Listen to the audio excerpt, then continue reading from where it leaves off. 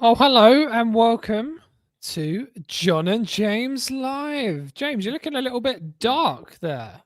Am I? You're like Batman. Oh, mate, let me just. How's Oh, that's that? better. How's that? Better? But I can see your beautiful Mate, face. oh, what a shocker! What a Yeah, shocker you that can was not see. to see this face. Talking of faces, mate, look at your face. Yeah, I don't know. I look It's, very it's pale. I would describe you as cherubic. It's a good Do you know word. cherubic? Translucent. Is that what it means? No, no, no, no. It's like sort of Cherubic. the rounded sort of cheeks. You've got this sort of baby face Ah, enthusiasm about you. This kind of it's a cherub, like those cherub. little babies with the bow and arrows.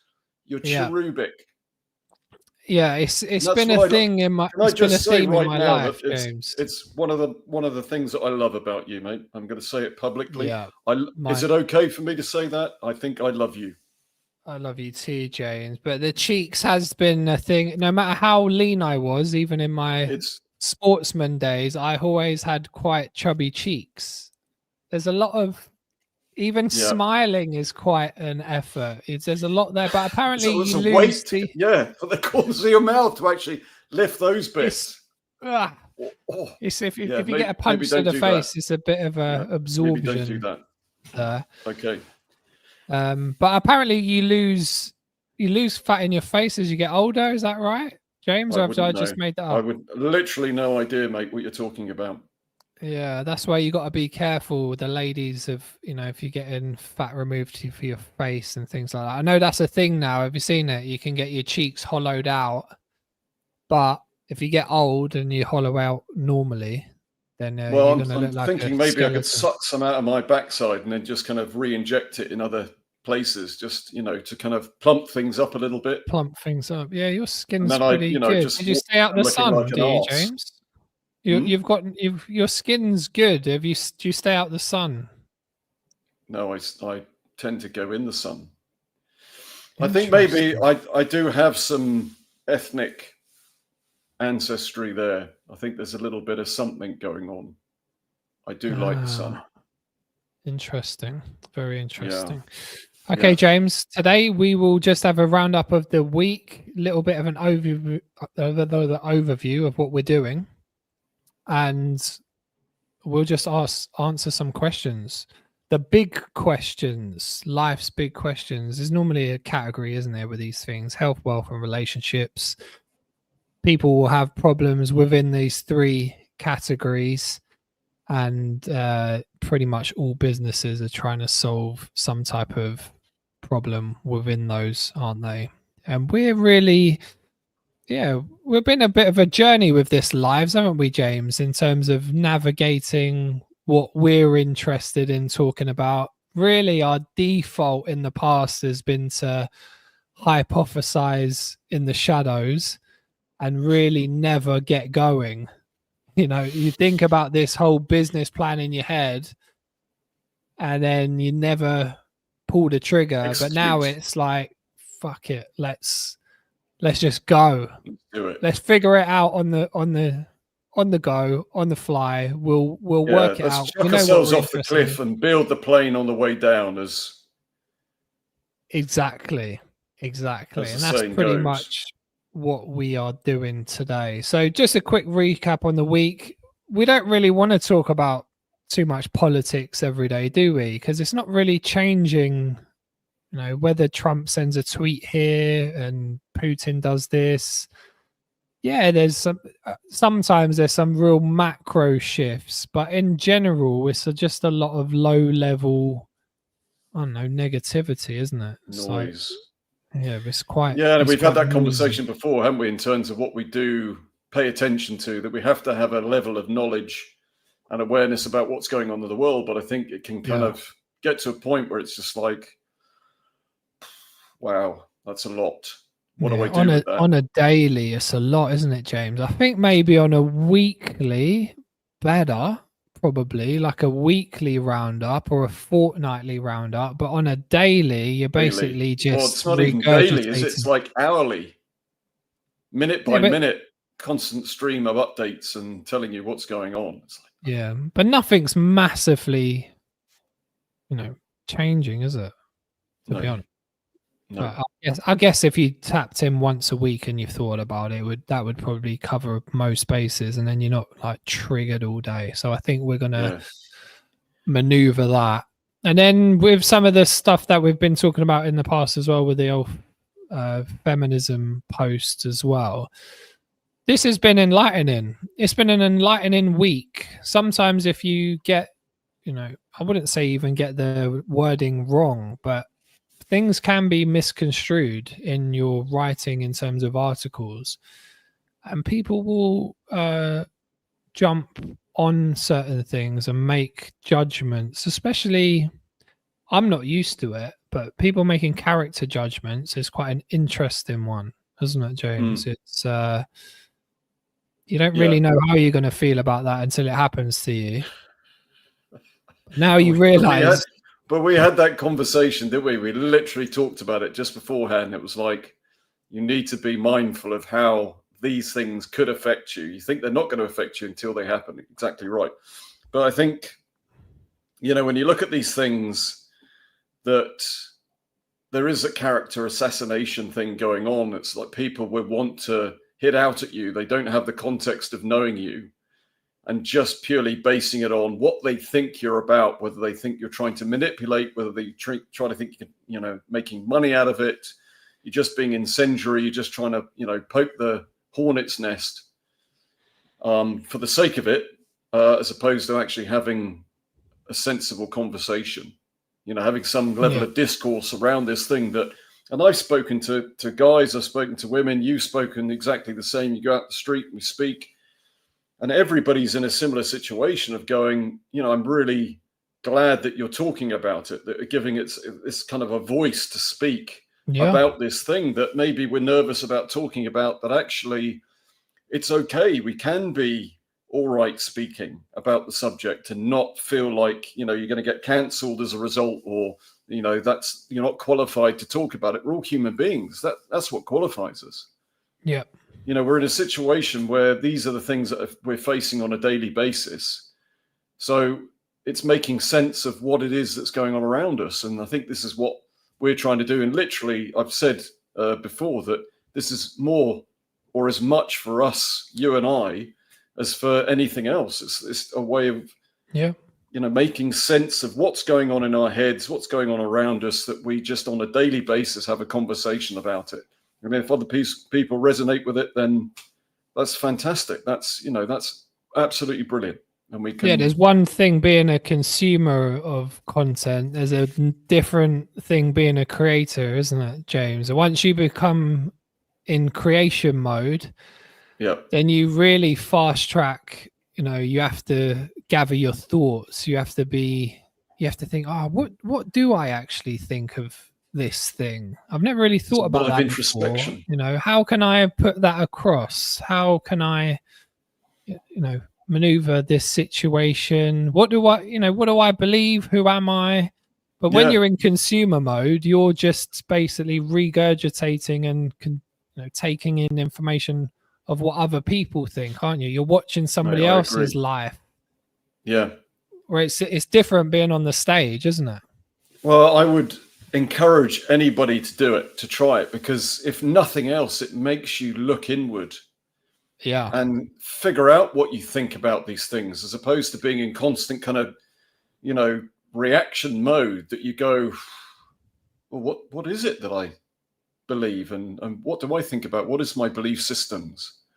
And again, like I keep saying, we've talked about it before, but sit with those emotions and think what that's all about and where it comes from. And you can either keep going through those loops and behaving in that way and just getting triggered and then being triggered by what's triggering you, and then that will trigger on this domino effect. Or you can say, well, actually, that domino fell and that one's still standing. So then from here on in, I can actually start to look at what that's about. And it's not just this thing that's being knocked over and then the next one, the next one, the next one. There's a break in that cycle that you can actually start to go, that's interesting. But being creative, just the act of writing something down, externalizing it, helps you to make sense with it. How much fear, especially on LinkedIn, James, is there? It is a real undercurrent of fear on this platform specifically because it's one of the only platforms where your identity is out there and it's connected to your work. So the other Yes. ones you can hide, can't you? You can have a fake Yeah. profile on Twitter, Yeah. YouTube, Facebook, or whatever. Facebook's more, it's more personal, but people do hide still on there. On LinkedIn, you're vulnerable, you're Yeah. exposed. So it is a Well, very strange platform. it is really interesting, actually. I follow Tej Lavani from Dragon's Den, and he put a post up very recently about, that, yes, he's been successful in business. Yes, he's seen as this person that has got everything together and confident and everything else, but put quite a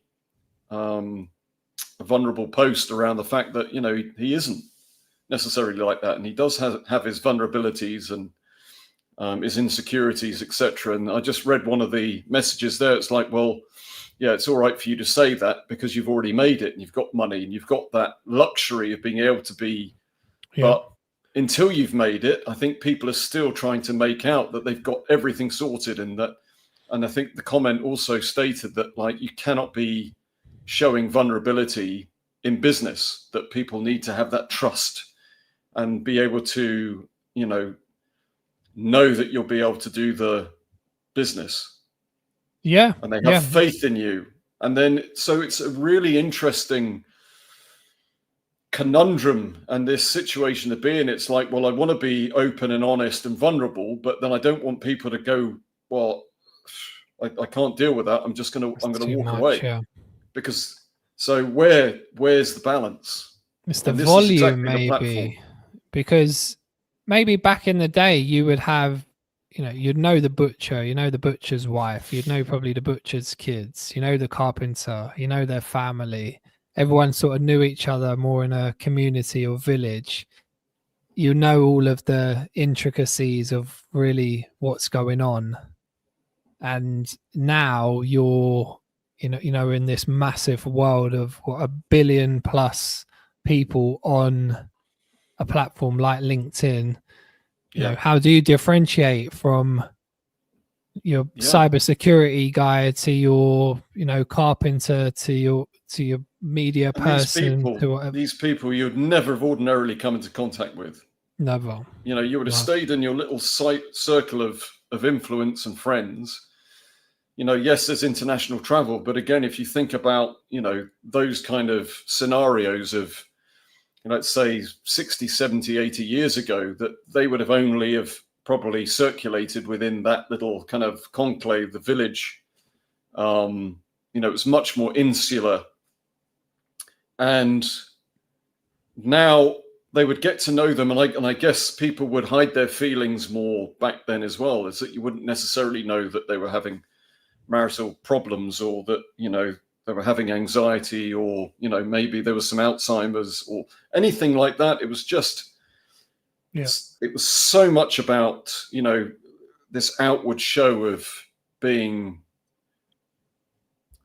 being reliable, sorted, and, infallible. And now, again, you could say that the pendulum has swung so far the other way that everybody's been super authentic, super open, super vulnerable. And that has now brought the anxiety of people thinking, well, everybody's falling apart. How can I trust anybody to get anything done? Because they're talking about their feelings so much. It's like, oh, I've had a bad day, I'm not going to do it. I think it's still a very small percentage, James, though. I reckon the amount of people that actually post online or say anything like that, if you come to LinkedIn, for the amount of people on there, I think the creator section is super low. Yeah. I'm going to put a bet out there. It's 95% of people plus are not sharing. They won't share anything, or pretty much. And a good indication of that, I think, is the comments that you get to people say, I think you're really brave for doing that. I won't be able to do that. I really applaud you. Well done. I think it's great that you've been able to say that, to be honest and upfront, So I think that's a good indication about how people feel about this, is still that self-protection because of the fear of judgment. Yeah. And that you're not capable of doing whatever job it is that you do or whatever service that you're providing. It's this push and pull situation of just not knowing how far to go, what's appropriate, what's inappropriate. And I wouldn't recommend, I'm not saying to people, get on camera and talk about yourself. We do it because it's part of what we enjoy. We want to create awareness for certain topics. We do it so you don't have to. Exactly. So we're just taking one for the team, right? Exactly. This is what we like doing. This is a thing. It's like a hobby that we would do if we had infinite amount of money to look at bigger problems and talk about, human behavior, psychology, the systemic things, technology, where society's going. This is what we would do anyway. We're just trying to create some type of living out of it so we can survive and do something you enjoy. It's probably the holy grail for most people, isn't it? If you can get up in the morning and do something that you relatively like doing. You might like being a plumber, you might get a lot of engagement and connection from being useful. You might like doing coding, whatever you like doing, and you're part of a group. But if you hate your job and you're getting up every day trying to overcome yourself to do it. And sometimes there are periods of your life where you may have to dig in and do stuff that you don't want to do. I'm not saying there's any blanket term of what you should and shouldn't do, but not everybody should do video online. I know very financially successful people, the most financially successful people on LinkedIn that I know, do not do any video. Yeah. They're not doing it. You wouldn't even know their names. You would be shocked by how well they're doing with no presence, no personal brand, no nothing. So it's quietly doing it behind the scenes, just businesses, getting on and doing it rather than talking about it. Yeah. So it's, personal branding and all of that stuff. Yeah, it fits the bill for some people. You can still create, in terms of the capitalist business model, you can definitely create businesses without doing how did we exist in the world without LinkedIn? How did we exist in the world without mobile phones? How did we do it? How did we create these relationships and get to know and trust somebody? How did we do it? And I guess, from generation to generation, it's like my generation, I remember what it was to not have mobile phones. You will as well. VHS cassettes, normal cassette players before DVDs and compact disc CDs came out. And, you think about now, you don't even think about picking your phone up anymore. This is kind of knee-jerk sort of reaction. You pick it up and then you're swiping and scrolling. It's like, we did do things before all of this technology was around. LinkedIn is not the be-all and the end-all. But have we gotten really so conditioned into this thing that, we have to make LinkedIn work and there's no other alternative? We can't go and meet somebody in person. Would we be on LinkedIn? Say we had infinite amounts of money, would we be on LinkedIn doing lives, or are we doing this for the money? What would you say? Is it a money thing to create, some type of Ant and Dec type, Joe Rogan type talking thing, or would we do this because you got to do it on some platform, haven't you? Yeah. Some people that have made their money. I'm not seeing many people doing this sort of thing, I guess. Maybe there is a lot of it on other platforms that maybe LinkedIn there isn't. Maybe there's that. Yeah, it's unusual, isn't it? On LinkedIn, where on other platforms it's definitely quite saturated. There's a lot of noise. I'm always interested because you see these YouTubers as well. They can get to a point where they're creating videos for the audience for a specific reason to make money. But would they do it for free? I know Bald and Bankrupt, who does like a travel vlog. And his vlogs, it's just brilliant. He's just He would do Plus that he's traveling bald. anyway. Yeah. Because he's bald, yeah. Just- And he was I don't care bankrupt. about anything else, just about the baldness. But would Let's he just go bring that out up for a into the second. world to be curious, to go and meet new people, to be on an adventure, and then just record it and then put it up? It feels very organic, and that's probably why it's so successful. Some things that are very organic sometimes that can transpire to be really cool. It feels like it's the letting go, is that there's the growth. It's that sort of like, I've got no money, so I've got nothing to lose. I think that kind of resonates with people, isn't it? It's that sort of letting go and just going, I'm going to be me, and I'm going to be curious about the outcome, and I'm just going to see where this thing goes. I'm not going to attach anything to it.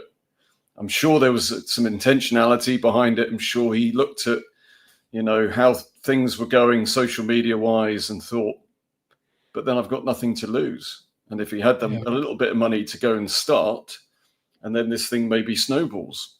I don't know his story, but it feels that way, doesn't it? For every one of him, there's probably like a million others that it just didn't work didn't work out quite well. So it's always that survivorship bias to look at other people and think, oh yeah, if he did this, but he's an individual. He's got charisma, right timing, right places. He's got cherubic cheeks. He has actually do anything. Cherubic cheeks. Actually, he's got those big old cheeks, which are important. But I think in general, do you think most people are becoming a bit desensitized to a lot of this marketing? I looked at the LinkedIn feed, and I get all the infographics and all of that type of stuff, and it looks cool, and it's zooming in, zooming out, CapCut, whatever. But do we want to go back to basics and just keep it a bit raw and be more intrigued about the imperfections as opposed to it looking slick? And are we always looking for entertainment, just like, mate, I don't know. Makes me feel like I want to go back to basics and just kind of like scratch it out on a piece of wood or a slate and just go, here we go, I made something. You can't take that away. It can't be deleted. It can't be, repurposed. It's just like, this is solid now. This is something that I've, produced in the world, and there it is. Ta-da! It's not perfect. Yeah. But this is what I've got. I just feel it's all pretty much nearly everything is like a means to an end for people to, get money, to gain access to something secondary. So it's just a whole swath of symptom solving, whether that's in health and well-being, branding, marketing, video editing. It's like a symptom. It's like, it's really, we want to solve these problems and be able to have a good level of life without doing the first thing to get the access. We want the access without having to sacrifice our life for doing it. And it could be done. It's like, how hard can it be? It blows my mind, James. How hard can it be if we just said, let's focus on housing, food, education, energy, transport? Fucking everyone just work on that. Or do you want to spend 40, 50 years? Or is that too simple that people need complication? Because simple is like, well, it can't be that simple, surely. It has to be more complicated than that, but we overcomplicate it potentially. I know. It's way overcomplicated. Surely it cannot be that hard. We're neglecting basic needs. Basic needs, and then spend the rest of the time curious, creativity, travel, people, entertainment. Who in your mind is the puppet master? If we're all puppets in this show, who is the puppet master?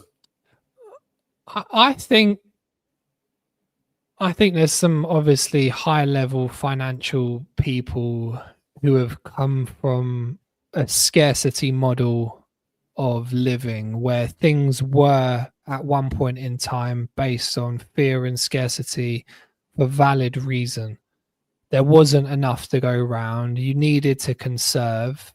There wasn't the ability of tech to create, unlimited abundance. It just wasn't there. So it would have been natural to think, right, I need to go to war. I need to protect these resources. I need to do X, Y, and Z to basically make sure that you survive personally, or your tribe, or your country.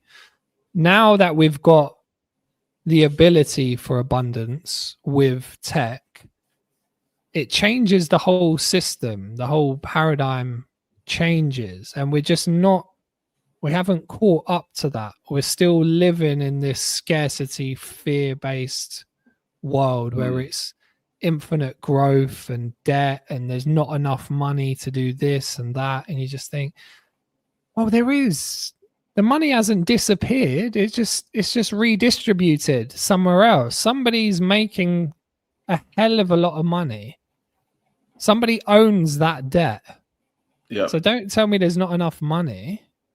There's always enough money. There's loads of money. It just depends who's got it. Yeah. That's the issue. And a lot of that is fear.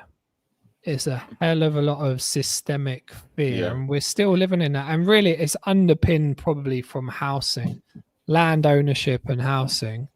I mean, we've got real threat. There's always threats. But do you think we're manufacturing some sort of existential threat? I think so.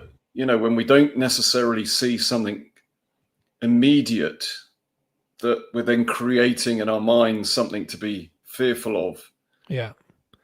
And that's maybe a societal construct that's this kind of nefarious, insidious, unseen threat. Maybe it takes the form of AI, technology, etc., that some sort of, these evil forces are at play that are keeping us in this constant loop of fear and anxiety. And other things are feeding into that. But I think a lot of it we can create in our own minds. And it's how you can then open up to yourself to the possibility that actually, let's look at the positive more than constantly being in that negative loop. How can we see of what the potentials are and feel optimistic about the future and a bit excited? Quite like feeling excited. Yeah, 100%. The potential is just huge for the future. It's super exciting. If we can change that mindset around what's possible. But there is so many inverse incentives.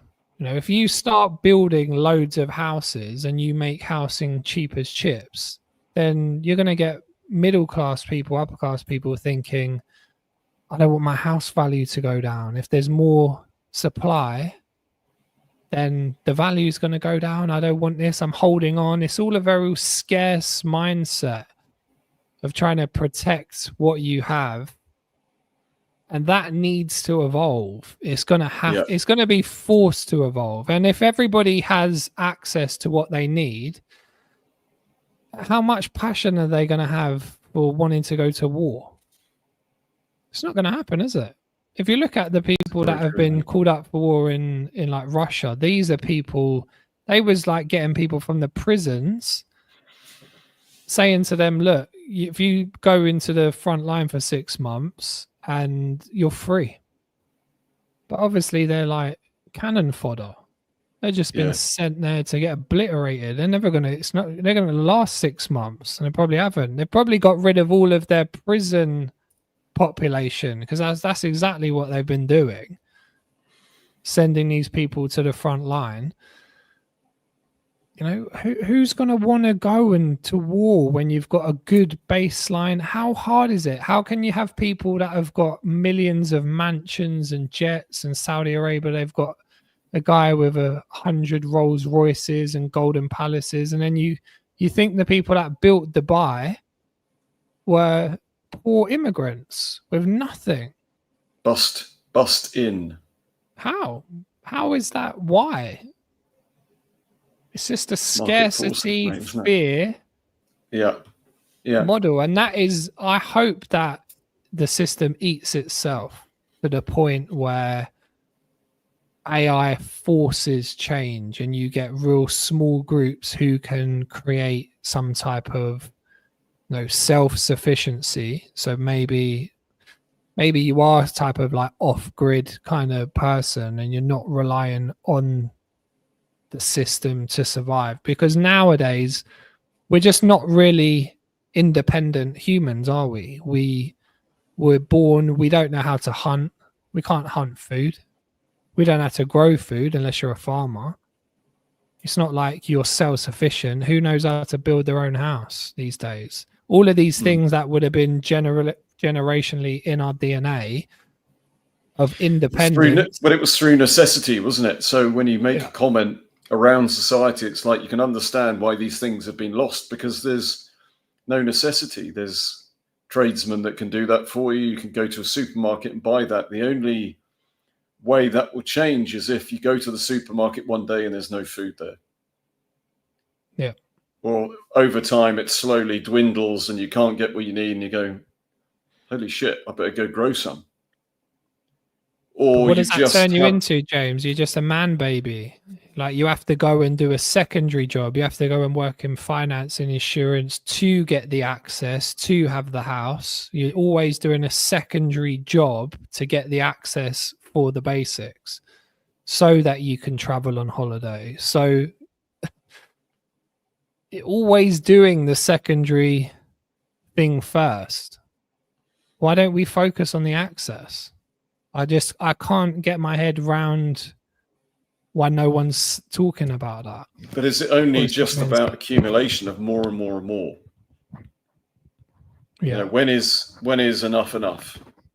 You know, when are we going to be truly happy? And that comes down to the void you're trying to fill. We've said this again and again and again. It's, you know, you'll never be happy. You'll never have enough. You'll never be content. You're always going to be coveting what everybody else has got if you don't have that centered self sorted. Is that fear again? You know, is accumulation of wealth fear-based, shame-based, fear-based, and, you know, guilt piled on top of that as well. Because it's access, isn't it? It's stored access, and then over accumulation is fear, because you're fearful that you cannot get access to something, whether that's and you know, like we're working on it.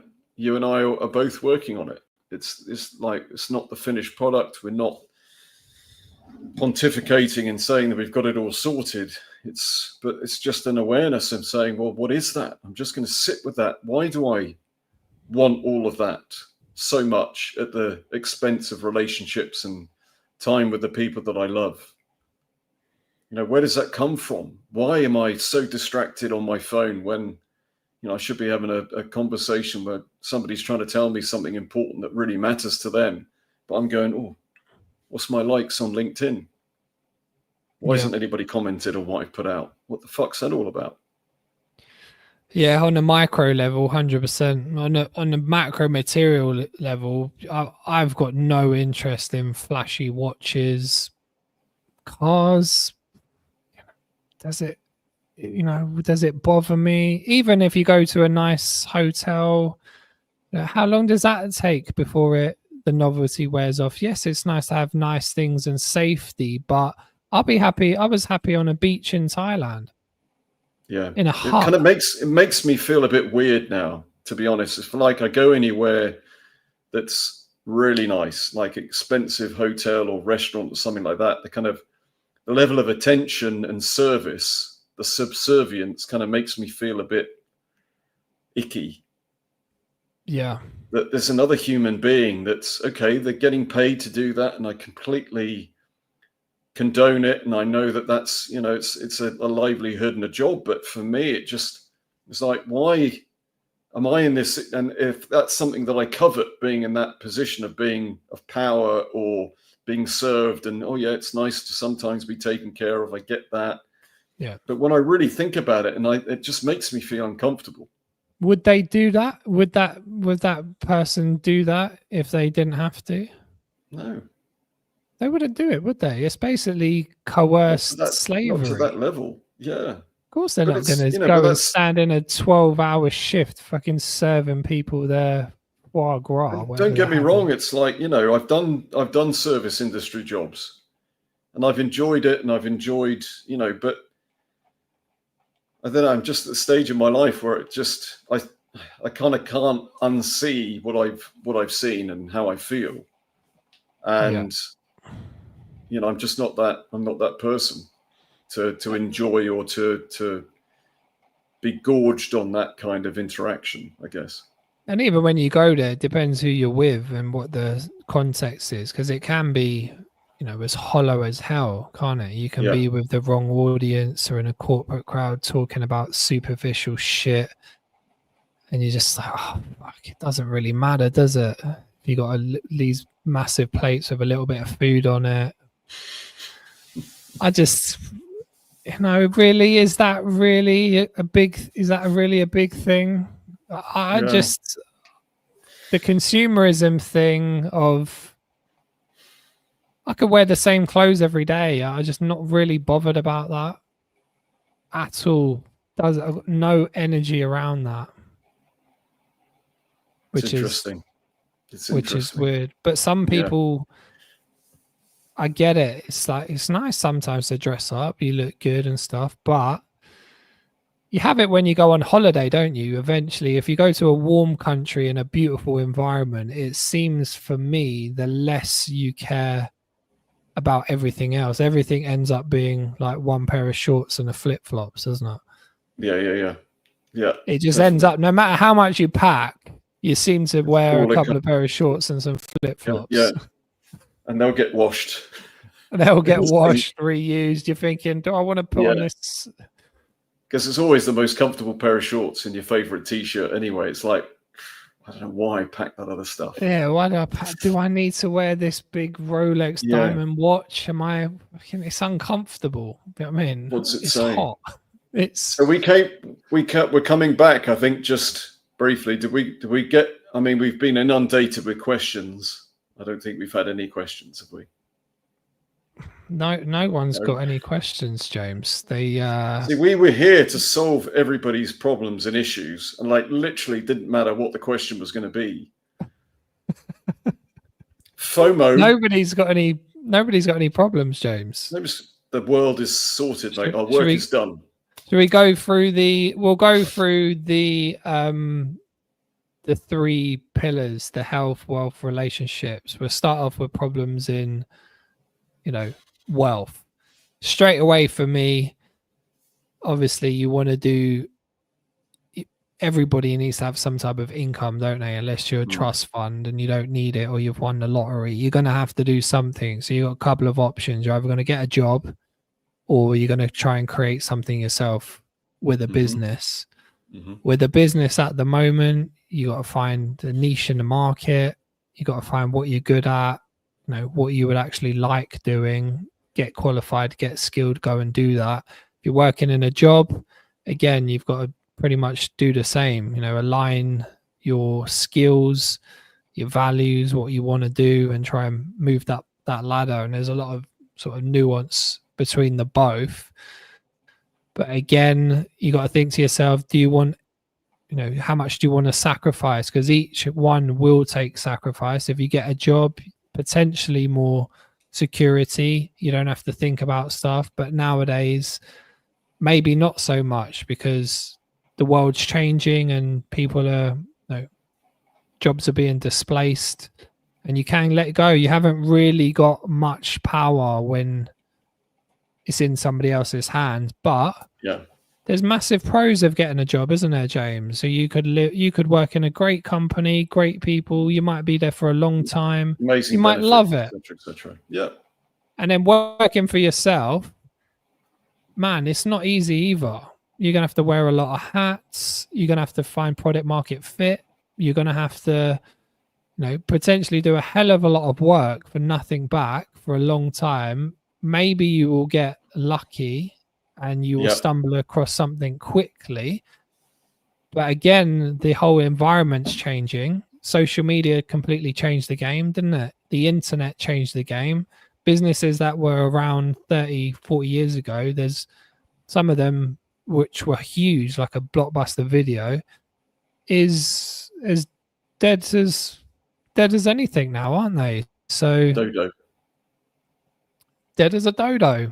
They're gone. So on that wealth side, you got to think, how much do you need to be happy? There's certain statistics. So say it's 70,000. Above anything over £70,000 or dollars a year, then it's diminishing returns. Your happiness will not go up that much. Some people say it's between 100 to 500,000, but then it aligns with your purpose, your clarity, what you want to do with your life.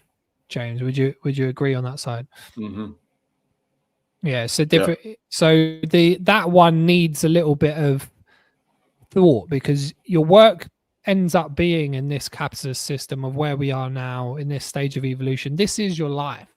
A lot of it, a lot of your hours and your energy is going to be spent doing some type of labor for income, isn't it?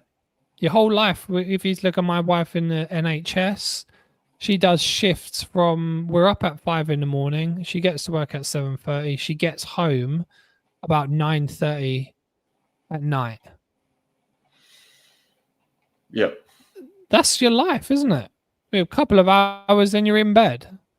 She actually likes what she's doing. She likes the contact with people. She feels like she's being useful. There is elements that she likes.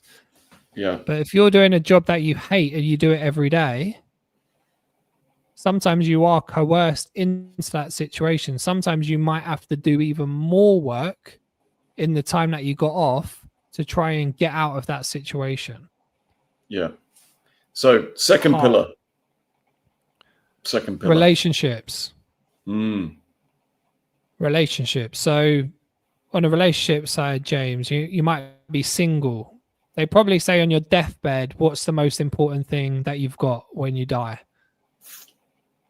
Most people are going to say it's the connection, isn't it? They wish they'd have put more focus on the relationships and less on money, jobs, material things. Yeah. Is the number one comment. It's regret. So the relationship is important, isn't it? Yeah. So I know people that are single in their 40s. Yeah. And so how do you project forward into your final days, hours, whatever, to actually go look back and said, I'm glad I did that. I'm glad I had that relationship, that I had that conversation with my kids, my wife, my friends. Yeah. I'm just happy and content. That's how I want to die anyway. I don't know about 100%. Showing up as the best person you can be. I think with the relationships, James, you would start with, it's cheesy as hell, kind of Americanized, but the relationship with yourself. Yeah. So work on yourself and your own relationship. That's going to project out. Then you're going to attract certain people in to your life that you will then connect with. But if you're going and seeing a beautiful sunset, it is nice if you're connected with somebody else and they're seeing it with you. When you're doing everything by yourself, would anybody try and acquire a Ferrari if they was the only person on the planet? The only reason they're doing it is because there are other people around watching them and it's a status thing. Otherwise, if you was the only one left, you're not going to be driving around in your sunglasses and a Ferrari. It just wouldn't matter, would it? It only matters when there's other people. Nice to try it though, mate, wouldn't it? I think if there's... I probably would actually. Why not? Just to find out what it was like. Yeah. To be honest, I probably would be in that Ferrari dealership. Yeah, let's not go mad, mate. Let's not sort of, make out this. Yeah, I probably take that back. Yeah, no, we'd be straight in that bloody Ferrari dealership. And the relationships with people, even people that build companies, they say, James, don't they? They sell the company and then they feel a bit depressed. It was the days when they were sleeping on the floor. It was the days when they was grafting away, and that journey of camaraderie, of not knowing, the fear, the challenge, the connection. That's what that was the enjoyable part, not necessarily the other stuff. So, and then once you get into a relationship, if you're single, then it's the challenge of, finding someone you connect with.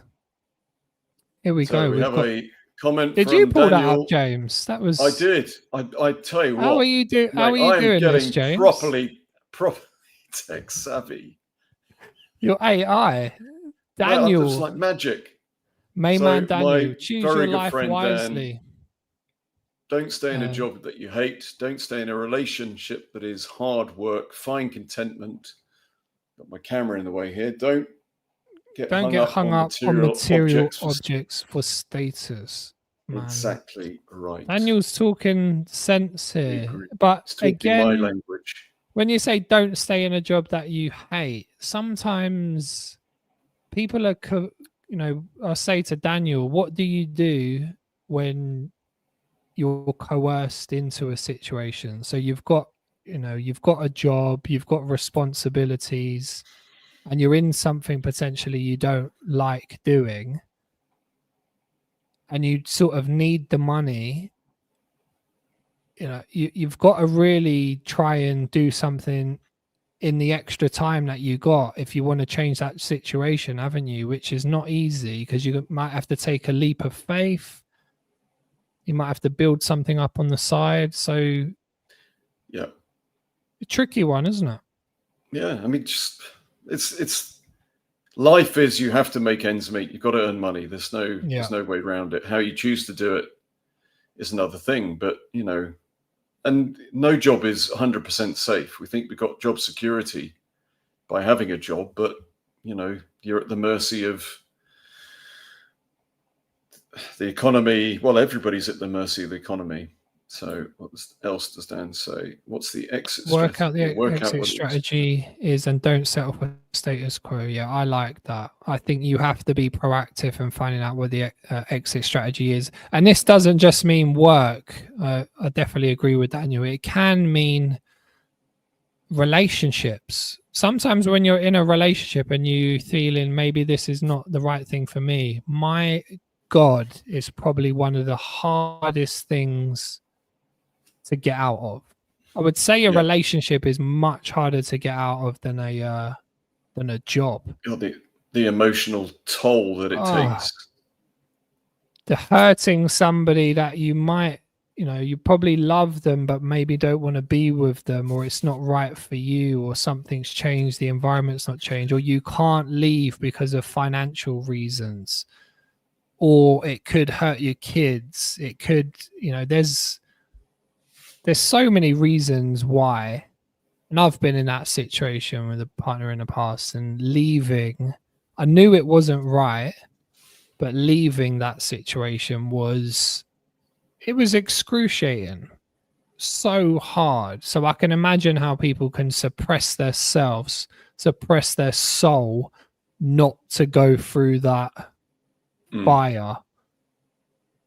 So yeah, exit strategy in a relationship sounds very manipulative, doesn't it? It's like you've been planning it for years. Well, it's a bit like prenuptial agreements, isn't it? You think if you make a prenup, what's that all about? You're actually sort of setting yourself up for this thing, and that's just reality, isn't it? We all know that relationships can end, and if there's a lot at stake, you can have. That's another topic for discussion. Like if actually you go into a relationship with that in mind, that this relationship could come to an end, and what are the implications for it? That actually, to the extent that I'm going to have something written up in law, that if we do separate, how is the wealth, how is the property divvied up? That people are actually going into these relationships, into these marriages, with that as the premise. Yeah. Now, until you've been in that situation and you're in that relationship, you can't really comprehend what that looks like for the couple. Some would say it's entirely sensible. You're just being, again, realistic, that we know that things change, we know that people's lives change, we grow apart, something happens, we can't predict the future, and that's just protecting the individuals. Or you could look at it and say, well, that's not a great start to a relationship if you're already thinking ahead to when the relationship ends. So again, it depends on your perspective, doesn't it? Yeah, tricky, and depends how you started it, isn't it? If you're if you've got a lot of assets, maybe you want to protect them when you go into something. It's one of those difficult ones. But if you've built and I got something married, up, we had absolutely fuck all. So there's no need. We've grown together. So it again comes down to the individual. Yeah, but relationships again are hard, aren't they, James? Like you go through phases. You're changing every 5 to 10 years as a person. The environment around you changes. Your job might be displaced. Everything, all certainty might go out the window. There's so many variables. You might have a sick child. That completely changes the dynamic of your relationship. Your wife or your husband might get sick. Something happens externally, a family member dies, and it sets somebody off on a spiral. There's just 1,000,001 variables that can affect your relationship. Yeah. And now it's easier than ever probably to meet. Would I say it's easier than ever to meet somebody else? Well, there's probably more choice out there, isn't there? And I guess there's probably more single people. Yeah, you've got a lot of access because with all the apps. Number 3, health, third pillar, mental and physical health. So, physical health is maybe the foundational piece of most things, because if you are in physical pain, I've had sciatica before, and I had it for 18 months, and I couldn't give a really two shits about many other things than being out of pain. You're in excruciating pain, you can't sleep, even if your wife leaves you, it's like it's not going to really make much difference. I'm feel fucked anyway. I'm in excruciating pain here. Yeah, it would be obviously a lot worse, but even if you won the lottery, it doesn't really matter, does it? What are you going to do? Be on a yacht and you're in excruciating pain. So I don't think you're ever more motivated to get out of pain or in any situation than when you're in that level of pain. It's like you will do anything to get out of that pain. Yeah. But it's interesting. It's like, well, physical pain is one thing. Mental pain is a little bit more insidious, that it sort of creeps up on you and you can learn to almost live with it. With physical pain, very difficult. If it's acute, if you get up in the morning and your back's a bit sort of tweaky and your knees are a bit whatever, then that's slightly different. But I think, the mental pain is kind of there, and maybe there's a more of this acceptance of it. And you just go, well, that's just how it is. Mm. So I think a lot of people out there, James, in chronic pain. I think there's a lot of, I think there's something that's not spoken about in the whole health and fitness industry with gym goers. I think excessive weight training and all of this set reps protocol. What do we call it, James? We should know this. Progressive overload. Progressive overload mentality of pushing yourself to the maximum with this, this straight function of training, which is potentially quite unnatural, can screw you up. It can. So I've seen it so many times. It's not really natural. A caveman wouldn't be doing reps on on anything really if he didn't have to, would he? He's not going to be there pumping branches. He'd be conserving energy. Yeah, he climbs a tree, but it will be multi-directional, chopping, moving. But it's not the same as putting like time under tension reps. So there are a lot of people out there, and that's how I got injured. I'm in my mid to late 20s, and I've got discs protruding out of my spine. That's crazy. Yeah, that's from training. That's from years of heavy lifting. Yeah, overtraining. And I think I'm quite lucky to have gotten away with it. I don't know it was much design on my part, because I've lifted heavy over my time and done some sort of weird and wonderful things, but I've just managed to kind of get through it fairly unscathed. Yeah, but I've had lower back issues, but nothing major. Yeah. And again, I think my sort of mentality now is just to stay pain free. 100%. Yes, I want, I want to feel strong, and I want to be able to lift and do things like that to feel kind of vital and still like I can do it. But it's not to that extent as when it was in my 20s. And Yeah. it now comes much, much more out of that. What's good for me, what's nurturing for me, as opposed to, I just want to be big so that, you know, I can attract women and I can have other blokes not pick on me. Yeah, It's that just, doesn't it even come changes. into my mindset anymore about being big and it feels like it's a lower level of consciousness to be in that space. It's an old way of thinking. It's an insecurity, isn't it? It's a fear and insecurity. So, you know, why do you need to be big? What difference does it make to push another 10 kilos? How many times is somebody going to come and try and fight you? How many has that ever happened in your life, that somebody's going to come and try and beat you up? Do you need to be jiu-jitsu master and bloody muscles coming out? You're basically training for the 0.0000% thing that's probably never ever going to happen. Just in case.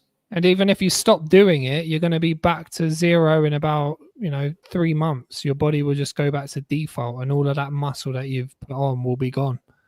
You will just go back to default. So think about what you're doing. It's much better to be pain-free, mobile, flexible, healthy, supple than anything. Just be pain-free. Again, mate, I would, caveat, well, I'm not caveating, but I'm just giving you the alternative perspective. It's like when you're in pain, you don't give a shit about anything else. When you're in mental pain, you don't give a shit about the fact that you could be damaging your body. Yeah. Yeah. Mental pain's the next one. You're going into beast mode of just like, I'm raging against this thing. Yeah. And I know we've got people that we know exactly the same, that they will go into that training to battle the demons. 100%. The pain that you could put yourself in, the damage that you could do yourself is infinitesimally small in terms of consideration. It just doesn't exist.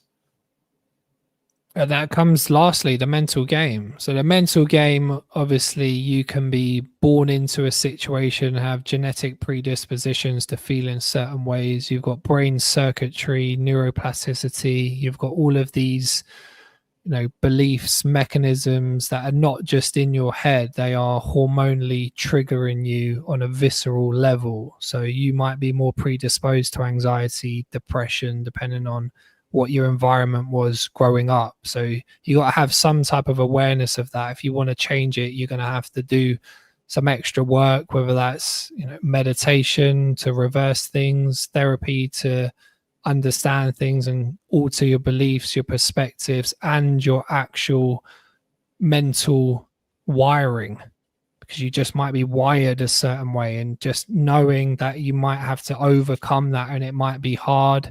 It's going to be very nuanced and different for different people. But if you can just keep questioning those beliefs, those thought patterns, if you actually buy into them, that can make you depressed. If you haven't got any contextual understanding or awareness, that's something that can elevate shame and guilt as well. So I think there's a whole pattern of awareness, context, and that neuroplasticity side that could really change how you think, feel, and basically your mental health. I look at this very much like kind of Stockholm syndrome, where you've got somebody that's taken hostage and they then become very attached to their captor, and they develop that relationship, that sort of dependency over a period of time. So from a bad situation that they're in comes this level of dependency and this kind of almost trust and feeling safe with the captor over a period of time, obviously. And it's like childhood trauma and the way that it influences your behavior. Even though it's not serving you, it feels safe because that's what's always 100%. Been there. Over a period of time, it's your default. It's what you go to. It's something it feels familiar, even though it doesn't serve you, like I said, even though it is creating, potentially self-sabotaging behaviors, it's still what you know and familiar. And as damaging as it is, you default to the familiar and safe even though it's not safe for you. Eventually, you will reach the breaking point the relationship with that.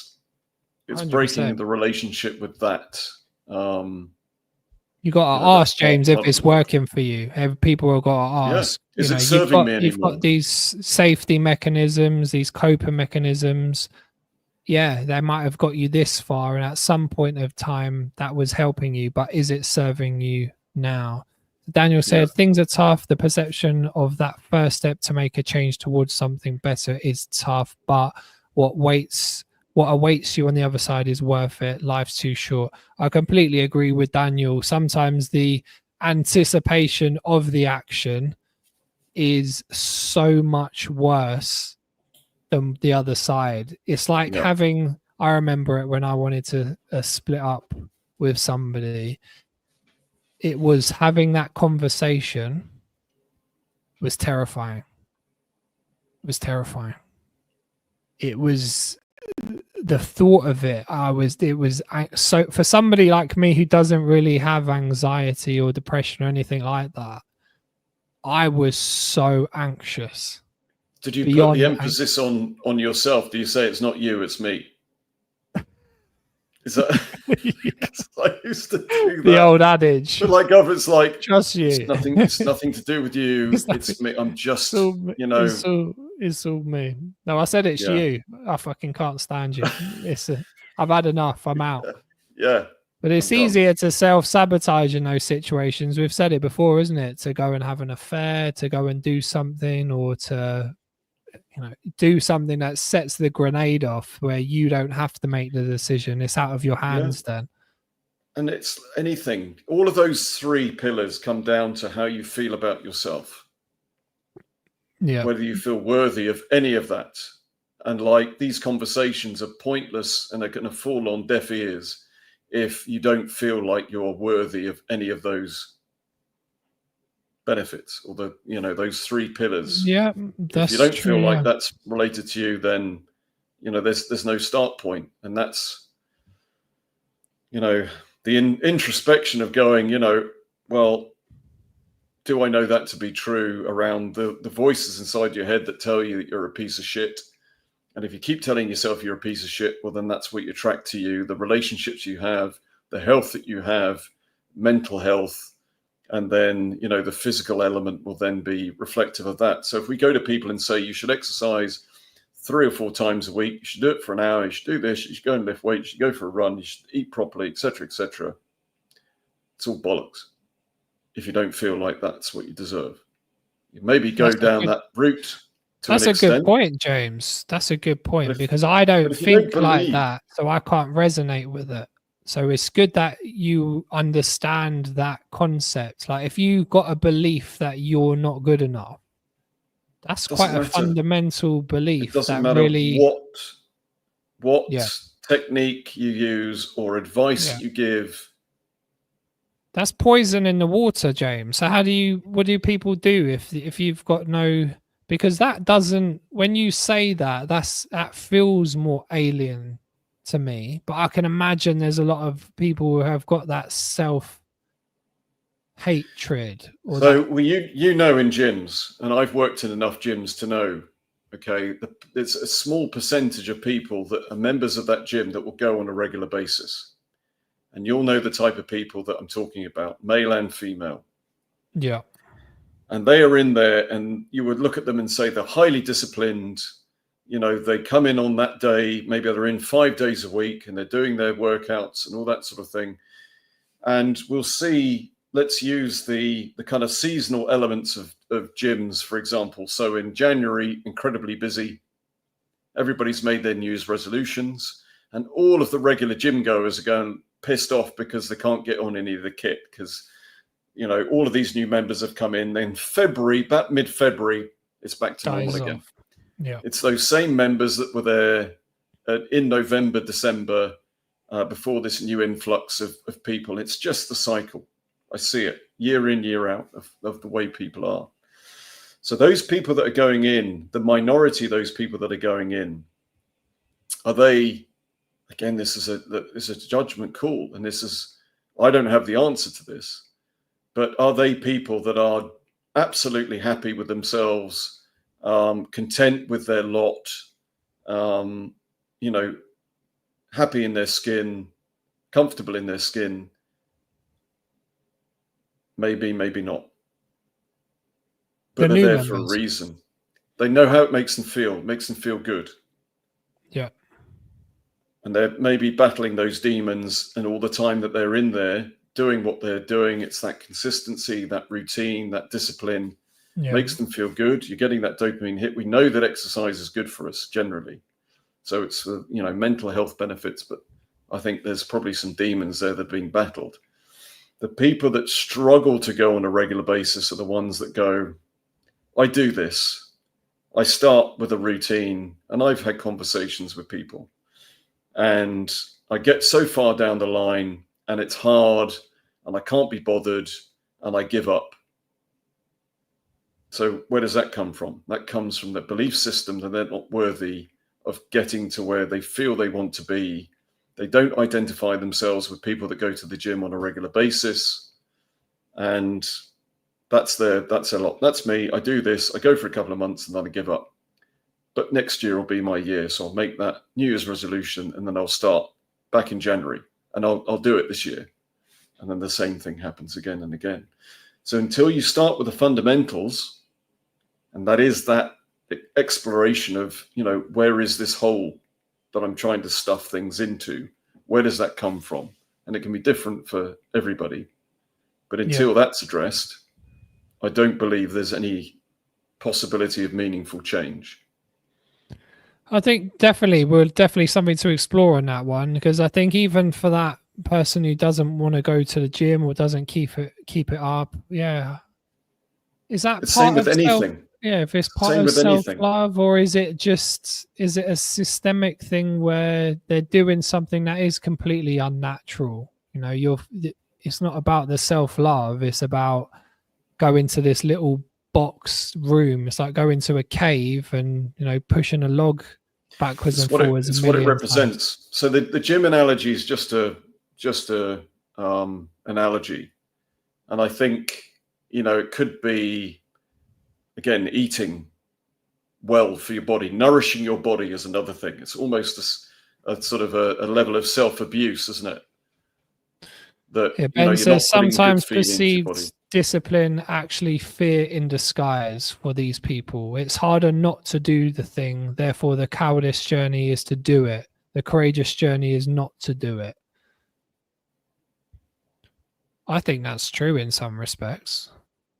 I think some people discipline can disguise fear, especially for people who overtrain. What's your interpretation of the courageous journey is not to do it? Is the hardest thing is for some people is to stop and face the music and just be.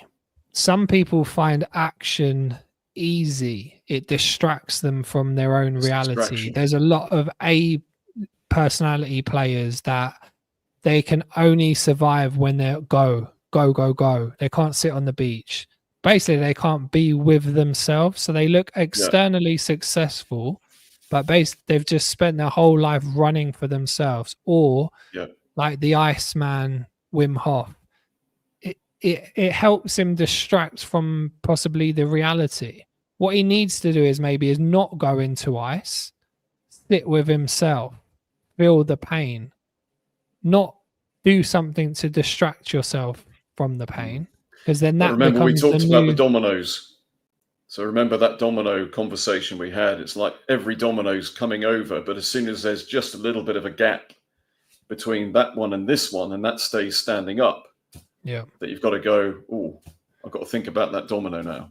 So it's a skill probably, James, isn't it? To recognize when your discipline turns into I would argue it's a skill. I would say that it will happen at the point in which it's supposed to happen for you. I think you'll get to a point where you can't go on anymore the way it is. I think there's got to be sufficient pain for you to go, I've got to do something about this. I don't know that it's a skill. I don't know that it's something you can learn. I think it's just survival at that moment in time that you go, I'm in so much pain and so much anguish right now that I cannot continue. Something has to change. Life will give you and it's that thing and say to you, just slightly, when that chink of light comes in and shows you a little bit of hope. Because if anybody comes to you and says, you know, you're going down, I fucking know I'm going down. And it's that little bit of kind of light that comes up. Yeah, Wim Hof is a great example. Agree with John. For me, he's running from grief. Yeah, because his wife committed suicide. So I guess that's you know, you won't get much higher grief than that, I guess. Yeah. So it's a very tough one. Difficult. So it does the breath work as well. So maybe Huff was correct, Ben. I think maybe Huff, yeah, it's probably a better name, wouldn't it? But again, it's a great thing. A lot of these entrepreneurs, James, I think people that we perceive as success, it's like Stephen Bartlett talks about it all the time, is like, if you know, chasing the carrot or being pushed by your trauma or something, it's like, what are you actually? A lot of these people who seem successful are actually running from themselves. And this is a channel of discipline. Yeah, I think somebody like Simon Bartlett does admit that. You know, that it's something that drives them. There's some need for that validation. And as a consequence of the validation comes what is perceived societally as success. Yeah. But they can make their own. Again, this is a judgment. You know, this is just our opinion of saying these things, but it can be a prison that you create for yourself. 100%. Yeah. I agree. You back yourself into a corner as a result. It's better to liberate yourself first and then enjoy what it is that you're doing. Yeah, because you're probably, how you feel won't lie. If you're feeling like you've got everything and you feel terrible, then that will be the indicator that maybe you're off. You know what I mean? You're off kilter. I would rather every day of the week, for any money, I wouldn't take any money not to feel the way that I feel now. I don't care what I'm offered. If somebody said to me, you can go back to how you felt before, but here's $1 million, I wouldn't take it. Yeah. I wouldn't take it. Last part, Ben says, no judgment, but for me, we shouldn't celebrate and put people up on pedestals that are actually modeling unconscious fear. It's a good point, because a lot of there's a lot of self-development people are showing these traits and potentially, working off unconscious fear, and that is portrayed as something that is admirable. It's a very complex situation, but I think people should be aware that, maybe a Goggins could be fantastic. Yeah, you got the discipline in your brain, but is it harder for you to stop? This guy's body could be falling apart and he's still going. Something's telling me that this is what we face, and especially as men. Let's put it out there, especially as men, it's like if you do certain things, you're perceived as weak. Yeah. So if you're in touch and if you are emotional and you're in touch with your feelings, that you're perceived as weak and need to grow a pair is the vernacular. And you've just got to go and push through it. Go out and beast yourself and stop bitching about it and just go and fucking do it. Just get off your ass. That's what Ben's saying, isn't it? About mental strength, James. Is Goggins, is he pinnacle of self-discipline and mental strength, or is that the pinnacle of fear? So there is the man that is fighting his demons, and he puts his childhood out there and his upbringing and all that sort of thing, and this is his way of fighting those demons. Now the problem, it becomes problematic, is when you haven't got the same demons or the same lived experience and you're comparing yourself to him. And then you're berating yourself because you don't go out and do what he's doing on that level and achieving what he's achieving in terms of these feats of endurance and physical prowess, etc. Yeah. And he's out there, putting himself, it's just fucking do it. Just go out and run. Just go out and beast yourself and don't be a pussy. Get up at 5 o'clock in the morning. Get off your ass. And now, we can all be sitting here feeling sorry for ourselves and doing nothing, or we can go out and do something. Where's the happy medium? Yeah, Ben says, are they doing it because they love because they love, or are they doing it because they are terrified not to do it? So, you know, if Goggins' body is falling apart and he's in pain and he's all of these things, do you think the best thing that he should be doing is running 100 marathons? But it's Or is intrinsically become part of his would the brave thing to do identity. is to stop? The most courageous thing would potentially be to stop and face the demons. So we'll leave it there, James. Good conversation, my man. I didn't think we were about to push it this far. Hour and 15. We've gone deep. Yeah. Well done, dude. Right. We'll see you next time, guys. Have a good Friday. And you have a great weekend. Have a great weekend. Glass of red wine tonight, James, for me. Cheeky. Suits you, sir. Oh, I fancy it. Red. I fancy full-bodied. Oh. Chilean. Are we going Chilean? Oh, I don't know. Italian, potentially. Mate, I don't know why I'm engaging in this conversation. I don't drink. But there you go. All right, guys. You take care. Have a good one, James. We will be back going for it next week. Big things are coming, James. Big things are coming. Great conversation. Cheers, Ben. Mr. Reed, thank you very much. Thank you, Ben. Thank you, Daniel. And thank you, Dan. Love you, Dan. Else that was watching. Love you guys. I love Dan more than you. I love Dan more. Okay, take care, guys. Take care, everybody.